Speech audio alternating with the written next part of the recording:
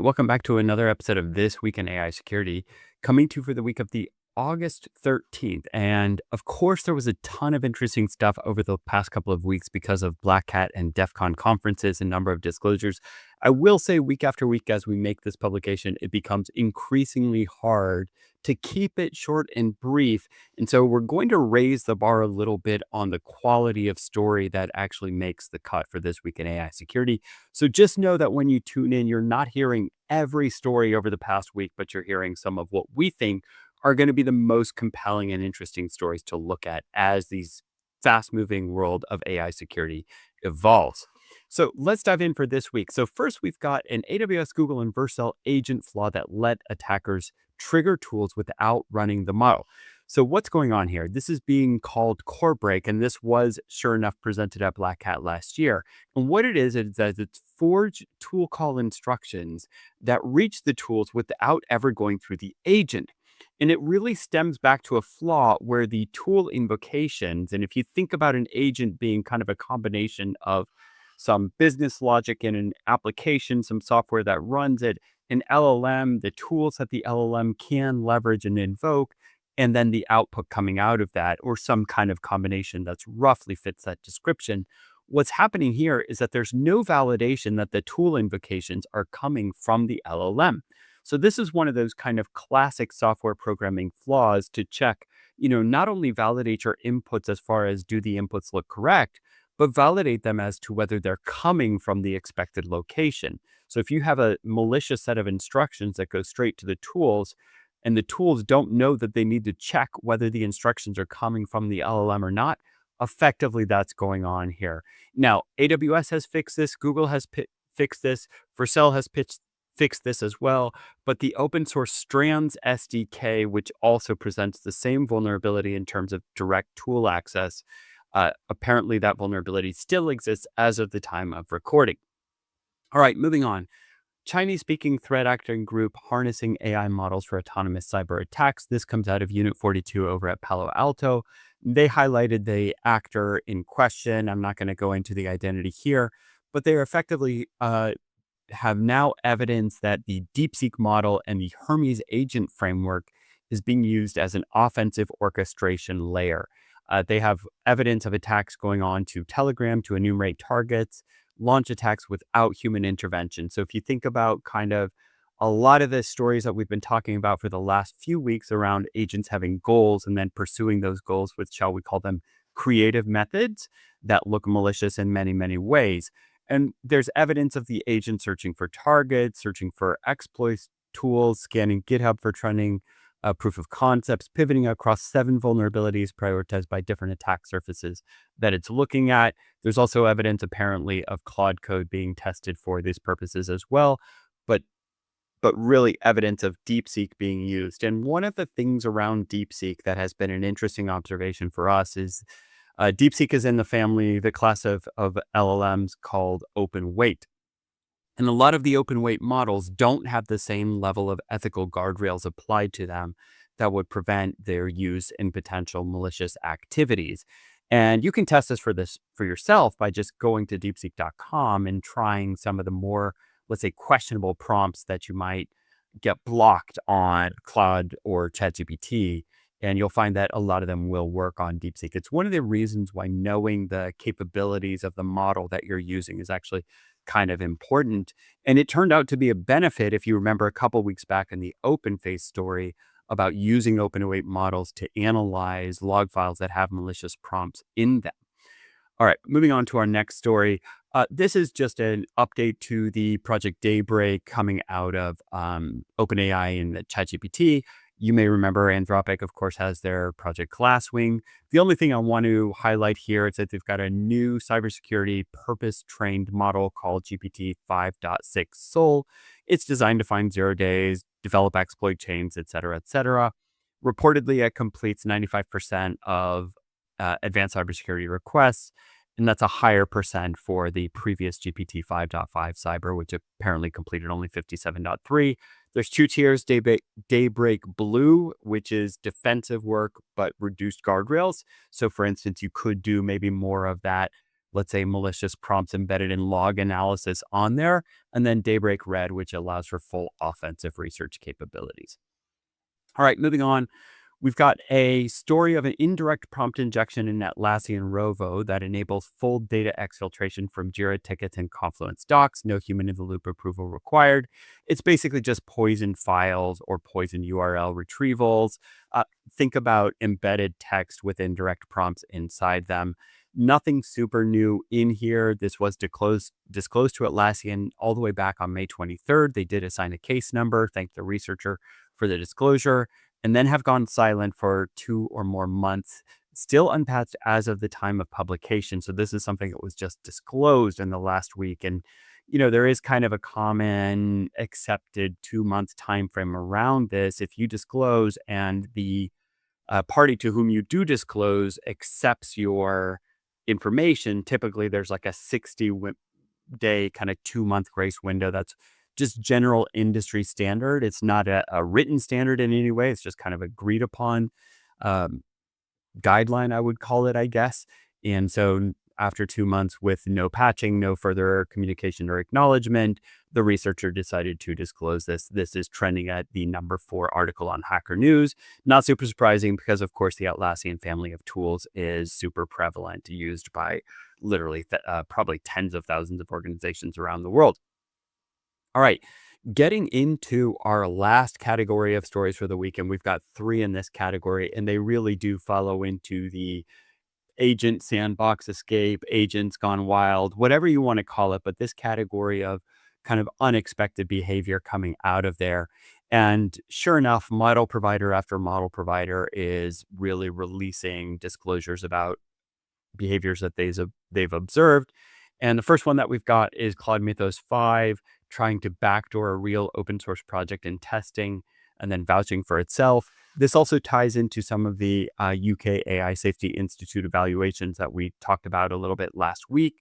But interesting here is that we've got specific targeting of individuals across organizations, and that the actions are coming directly out of Anthropic Mythos 5.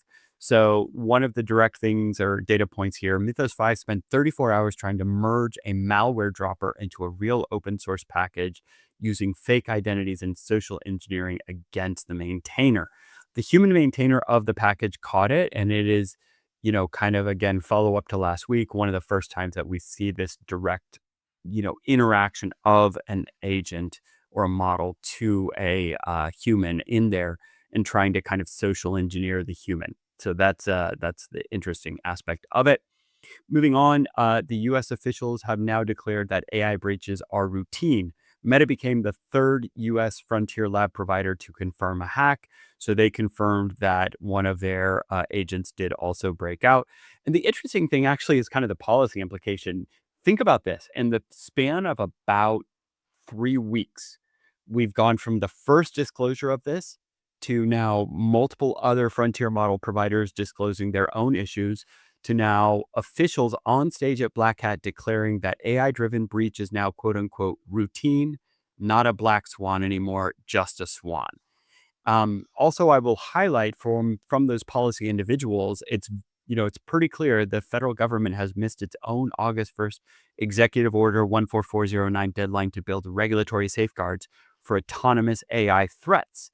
And there's been this kind of standoff because that executive order that dates back a little while ago said that there should be guidelines by that point in time. And then at any number of times along the way, there have been opportunities to sign legislation around that, and none of that has happened. It really comes back to this kind of balancing act around moving fast, but having some regulations to look at as guidelines for how to kind of constrain yourselves or constrain the industry as a whole, but in safe, sensible ways. I'm not trying to say to hold back innovation, but obviously there are broader risks around the capabilities, and if those capabilities ending up in the wrong hands, as all technology can.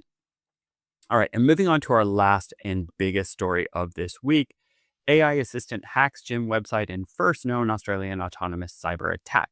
What I think was interesting about this one, so first, it is, not the first autonomous AI attack. We've just talked about several examples of those. Not the fact that it's in Australia. We've had, examples of stories coming out of Australia in the past. That's nothing new. But there's two aspects to this one that I really want to zone in on. And let me start by kind of framing the story. So an Australian user asked his AI agent, which is a combination of OpenClaw as the toolkit and Claude as the backend, to book a gym class. The agent looked at the gym, found an API that the gym had, found an API vulnerability that allowed booking months in advance, and then found a way to kick another member off the wait list by exploiting a missing authentication check on cancellations. So, couple interesting things around this from my perspective. Number one, if you know Firetail and you know our history, you'll know that a lot of the early work that we did back in 2022 when we started the company was around APIs.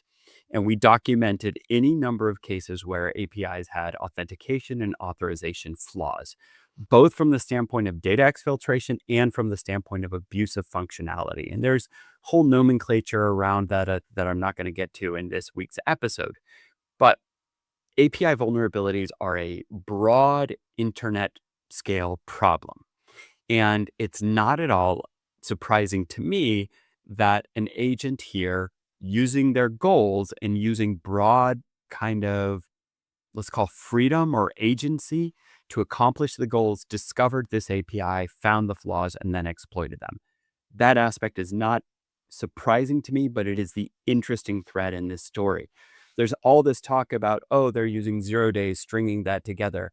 Well, that's all well and good, but actually exploiting APIs is probably a step easier than that. All you really need to do is understand that you can make an API call with, let's say setting your own authentication header to true and probably get what you need done. The second aspect to me is that this is now not from a cyber environment, one of these kind of sandbox where a model has been quote unquote constrained or is being evaluated, but this was actually just a user's environment. And that is potentially the more interesting piece here to think about and focus on. Those models that are in testing environments, they're, small individual models. I shouldn't say small, but they're individual models that are in a kind of limited scope environment for cyber evaluations and cyber risk evaluations. This is a public model out in the world that any user who's willing to pay for could tap into.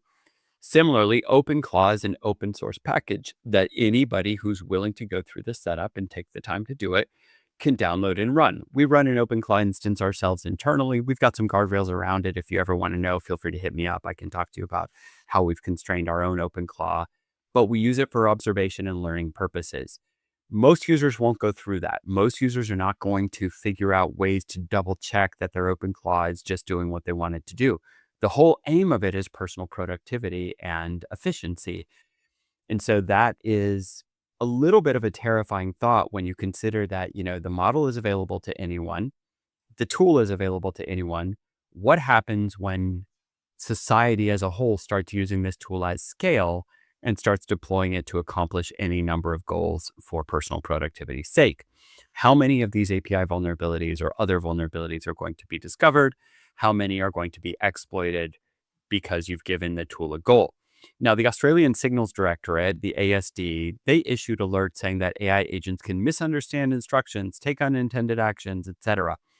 The only part that I would take issue with there is that I don't think that that was a misunderstanding of instructions. It goes back to what we've talked about with these. When you give a set of goals, the agent's goal is to accomplish the goal, and that is what they will do. So that's not a misunderstanding. Now, will they take unintended actions and make accountability harder? Yes, that piece I will 1,000% agree with. And the final thing that the ASD said that the Australian law has no framework for AI agent liability. That is broadly true, I think, almost everywhere in the world. Probably the EU is leading the way with the EU AI Act for having any sense of framework around this, holding organizations accountable for any agent usage that happens inside the organization. All right, a lot to get into, some really interesting food for thought on this. That is it for this week's episode. We will talk to you next week. If you have any stories to suggest, as always, please do send them our way. In the meantime, rate, review, all that good stuff, and we'll talk to you then. Bye-bye.